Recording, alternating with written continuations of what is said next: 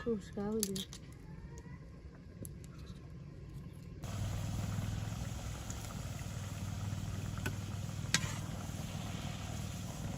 এই যে দেখেন এগুলো হচ্ছে কাঁকড়া, এই যে দেখেন কত বড় বড় কাঁকড়া। তো হচ্ছে যে আজকে এই কাঁকড়াগুলো হচ্ছে যে হাঁস করে রান্না করা হবে। তো কিভাবে হাঁস নিয়ে রান্না করি সেটা আজকে আপনাদের সাথে শেয়ার করব। তো এই কাঁকড়া হচ্ছে যে সিদ্ধ করবো, এগুলো এখন সিদ্ধের জন্য উঠে দিতেছি। তো এগুলো সিদ্ধ করার পর হচ্ছে যে এগুলো থেকে হাঁস নেওয়া হবে, হাঁস নিয়ে এরপরে রান্না হবে।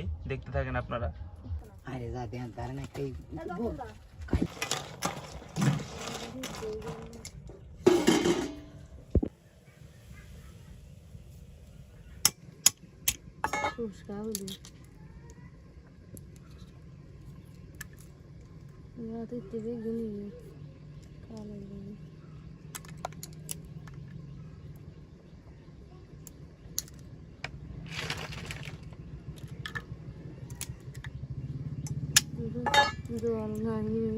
কিছুই তো না, একবারে ঠোসকা।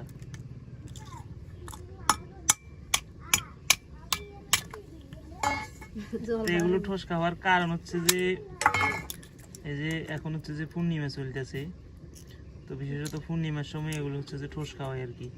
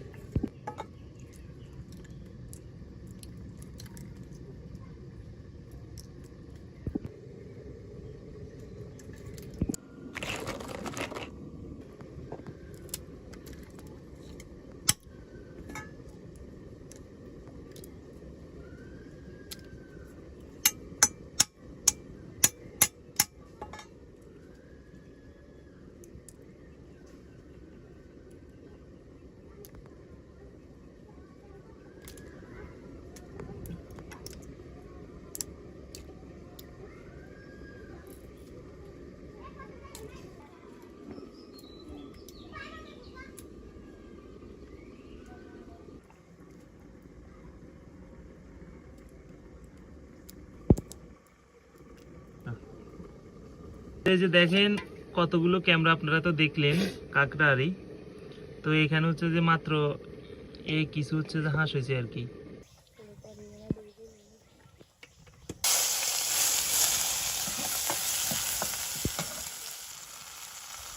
তো দিয়ে দিচ্ছি পরিমাণ মতো লবণ।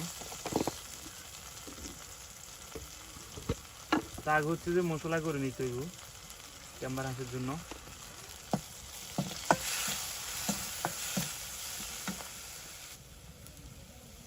মরিচের গুঁড়া,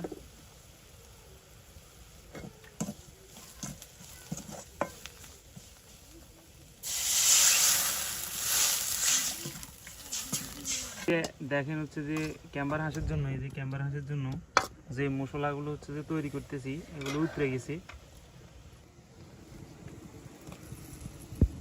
তো এই যে দেখেন ক্যাম্বার হাঁসগুলো দিয়ে দিছি। তো যে অল্প মানে তুলনামূলকভাবে একেবারে অল্প, ভাবছিলাম হয়তো অনেক হইব, কিন্তু দেখা যায় যে হাঁস নেওয়ার পর হচ্ছে যে একেবারে কমে গেছে। আসলে হয়তো আরও অনেক হইতো, ইয়ার এক বাড়ি হইতো, এটার এক বাড়ি হইতো হয়নি, কারণ হচ্ছে যে ঠোসকার কারণে। তো এই যে দেখেন ক্যাম্বার হাঁসগুলো হয়ে গেছে। আর এদিকে হচ্ছে যে পেঁয়াজ করতেছি, এটার সাথে এক্সট্রা পেঁয়াজ দেওয়া হবে। পেঁয়াজ দেওয়া হয়েছে, এরপর হচ্ছে যে উপরে দিয়ে আবারও দেওয়া হবে।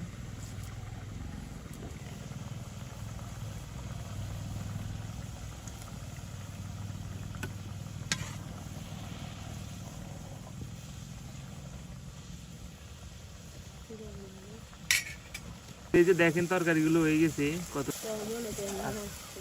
হ্যাঁ বালা ক্যাম্বার হাঁস দেখেন, ক্যাম্বার হাঁসগুলো। তো দেখি এগুলো কেমন হয়েছে খাইতে।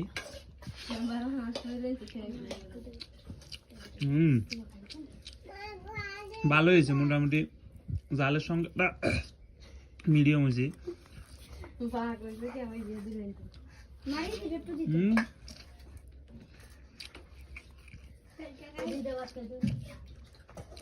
খুব ভালো হয়েছে। এভাবে হাঁস নিয়ে চাইলে আপনারাও খাইতে পারেন। তো ধন্যবাদ সম্পূর্ণ ভিডিওটি দেখার জন্য।